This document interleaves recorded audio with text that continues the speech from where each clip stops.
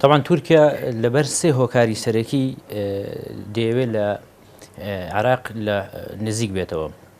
هۆکاری یەکەم پرۆژەیەکێ لە پەرلەمانی عراق بۆ دەرکردنی هێزەبیانیەکان و لە ناویشاندا هێزەکانی تورکیا کە تورکیا دەیەوێت ئەم پرۆژەیە بە جۆرێک بێ کە ئەگەر دەرکرا هێزەکانی تورکیا نەگرێتەوە بە بیانووی بوونی چەکدارانی گەریلاکانی پەکەکە تورکیا ڕێگەی پێ بدرێت لە عراق بمێنێتەوە.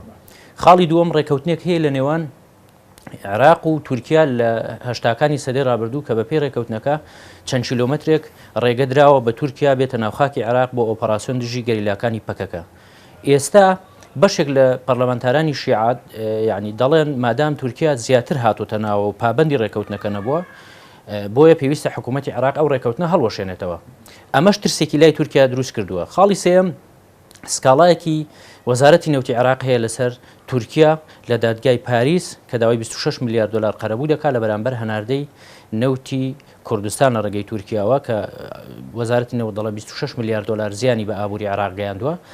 زیاتر ئەم سێ خاڵە وای لە تورکیا کردووە هەوڵدا لە حکوومەتی عراق نزیک بێتەوە. خاڵێکی تریش کە تورکیا بە دوایدا دەگەڕێ ئەوەیە کە ئەو فەراغەی کە بەهۆی گەمارۆکانی ئەمریکا بۆ سەر ئێران لە عێراقا دروست دەبێ تورکیا دەیەوێ ئەو فەراغە ئەو بۆشایە پڕکاتەوە.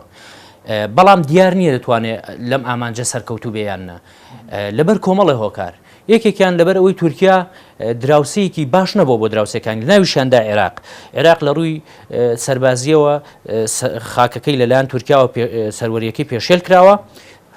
خاڵی دووەمیش ژمارەیەک لە داواکراوانی دادگاکانی عێراق لە تورکیا نیشتەجێن تەنانەت لە تاڕق هاشمیەوە بگرە بۆ ئەو خۆپیشاندەرانەی کە دادگاکانی عێراق دادگاکانی بەسڕە داوایان کردوون کە لە هاوینی ساڵی ڕابردوو ڕابەتی خۆپیشاندانەکانی بەسڕایان دەکرد ئێستا لە تورکیا نیشتەجێن و تورکیا ڕادەستیان ناکاتەوە. ژمارەیەک خەڵکی تریش کە تۆمەتبارن بە هاوکاریکردنی داعش و تیرۆر لە تورکیا نیشتەجێن و تورکیا ڕادەستیان ناکاتەوە. هەروەها تورکیا یعنی گەمارۆیەکی ئاوی خستەوە سەر عێراق ڕۆژ بە ڕۆژ بەنداوی زیاتر لەسەر ڕووباری دیجلە و فڕات دروست دەکات کە ئەمە زیانی بە ڕێژەی ئاوی عێراق گەیاندووە. هەموو ئەمانە وامان پێدەڵێ کە پێ ناچێت تورکیا لە پڕکردنەوەی فەراغی ئێرانە لە ناو عێراقا سەرکەوتوو بێ و خاڵێکی تریش ڕەنگە ئەمریکاش خۆی نەیەوێ. ینی لە هەموو راپۆرتەکانی پەیمانگای شەرق لە ئەدنادا کە باسی ئەوە دەکات کە دەبێت عێراق لە کۆیلایەتی ئێران لە بواری وزە و لە بواری کارەبا ڕزگار بکرێ. لە هەموو راپۆرتەکاندا جەخت لەوە دەکراوەتەوە کە عێراق لە بری ئێران ڕووبکاتە وڵاتانی کەندا و ڕووبکاتە سعودیا و ڕووبکاتە کوێت و ئیمارات و لەوێەوە پێداویستەکانی دابین بکە و بازرگانیکردنی لە بری ئێران لە ڕێگەی کەنداوی عەرەبی و لە ڕێگەی بەنداوی فاوەوە و لە بەسڕەوە پێداویستەکانی بێنێ و داخلی بکە. لەبەرەوە لە هیچ لەو راپۆرتانەی کە ئەمریکا وەکو بەدیل وەکو ئەلتەرناتیڤ بۆ عێراق پێشکەشی کردوون لە هیچیانە ناوی تورکیا نەهێنراوە کە لە بری ئێران ڕووبکاتە تورکیا و پێداویستەکانی لە تورکیا دابین بکە. کەواتە خواستی ئەمریکاش ئەوە نییە کە هەژمونی تورکیا لە عێراق لەوە زیاتر پەرەی پێبدایان لەوە زیاتر گەورە بێ. عادل عەبدولمەهدی بە پەرلەمانتارانی کوردی گوتبوو ئەردۆغان لە سەردانەکەمدا بۆ تورکیا ئەردۆغان پێی گوتوم ئێستا ئامادەم گرێبەستە 50 ساڵێکم لەگەڵ هەرێم هەڵوەشێنمەوە. عادل عەبدولمەهدی بە پەرلەمانتارەکانی کوردی لە بەشێک لە پەرلەمانتارەکانی کوردی لە ئەنجومەنی نوێنەرانی عێراق لەگەڵیان کۆ ببەوە پێی گوتبوون ئەردۆغان ئامادەی دەربڕیوە گرێبەستە 50 ساڵێکە لە ئێستادا هەڵوەشێنێتەوە. بەڵام عادل عەبدولمەهدی گوتبووی من ڕازی نەبووم پێم گوتووە کتومە با ئێمە لەگەڵ هەرێمی کوردستان بگەینە لێک تێگەیشتن ئەو کاتە بە ئیتفاقیەکی سێقۆڵی جێگەی ئەو ئیتفاقی دووقۆڵی ئێوە یان ڕێکەوتنێکی نوێ دەکەین یان هەمواری ڕێکەوتنەکە دەکەین. لە بەرامبەر ئەو داواکە لە بەرامبەر ئەمانەدا تەنها شتێک کە تورکیا بەدەستیەوەیەتی ینی زیاتر لەگەڵ عێراقا پێی ببەخشێ فرۆشتنی هەرێمی کوردستان و پەیوەندیەکانی هەرێمی کوردستانە کە تورکیا ڕۆڵی خراپی لە ئاڵۆزکردنی پەیوەندیەکانی هەرێم و بەغدا دابینی و تورکیا یارمەتی دەربوو بۆ هەناردەی نەوت کە بینیمان هەناردەی نەوت بە شێوەیەکی سربەخۆ زیانی نزیک بە 100 میلیارد دلاری بە ئابووری هەرێمی کوردستان گەیان بۆ ماوەی 4 بۆ 5 ساڵ قەیرانێکی قوڵی دارایی لە هەرێمە دروست کرد و بودجەی هەرێمی لە بەغدا بڕی و قەرزێکی خەیاڵی وەهمی هێناوەتە سەر هەرێمی کوردستان. هەموو ئەمانە بەهۆی ئەو گرێبەستەوە بوو کە لەگەڵ تورکیا کراوە. تورکیا یارمەتیدەری ئەو دۆخە ناخۆش و ناڕەحەتە بوو کە لەگەڵ بەسەر هاوڵاتیانی هەرێمی کوردستان داهات. طبعاً تورکیا دەیەوێت پێگەی ئابووری خۆی لە عێراقا بەهێزکە. لە ئێستادا لە بڵێن ساڵی ڕابردوو 2018 هەناردەی تورکیا بۆ عێراق 8 ملیار و 400 میلیۆن دلار بووە کە زیاتر لە 4 ملیار دلاری قازانج بۆ تورکیا. لە 26 ئەم ساڵدا منتەدایەکی ئابووری لە بەغدا بەسترا، منتەدایەکی ئابووری عێراقی تورکی بوو لە بەغدا بەسترا. ڕوهسار بەلکجان وەزیری تجارەی تورکیا بەشداری کرد لە میانی وتاری کردنەوەی منتەداکەدا ڕایگەیان کە ئەوان دەیانەوێ و پێشتریش ئەردۆغان و بەرهەم ساڵح لە کۆبوونەوەیاندا لە تورکیا سەقفی داواکاری سەقفی ئامانجی خۆیان دیاری کردووە کە دەیانەوێ هەناردەی تورکیا بۆ عێراق ساڵانە بگەێنە 20 ملیار دلار. بە ئێساش تورکیا هەوڵ دەدا دەواازەیەکی سنووری نوێ لە نێوان عێراق و تورکیادا بکاتەوە لە دەروی دەواازەی برایم خەلیل و ئەو دەواازانەی کەوتونەتە سنووری هەرێمی کوردستان. دەواازەیەکی ترە لە سنووری مووسڵە لە بینی تورکیا و عێراقا دەکرێتەوە و ئەو دەواازەیە لە دوای ریفراندۆمەوە زیاتر بوو بە گفتوگۆی میدیاکانی لەسەرکرا و هەردوو حکوومەتیش ئیتیفاقی فەرمیان هەیە، ڕێکەوتنی فەرمیان هەیە لەسەرکردنەوەی ئەو دەواازەیە. و لە چەند ڕۆژی ڕابردووشدا ئەردۆغان ڕایگەیان کە ئەوان سوورن لەسەرکردنەوەی ئەو دەواازە سنووریە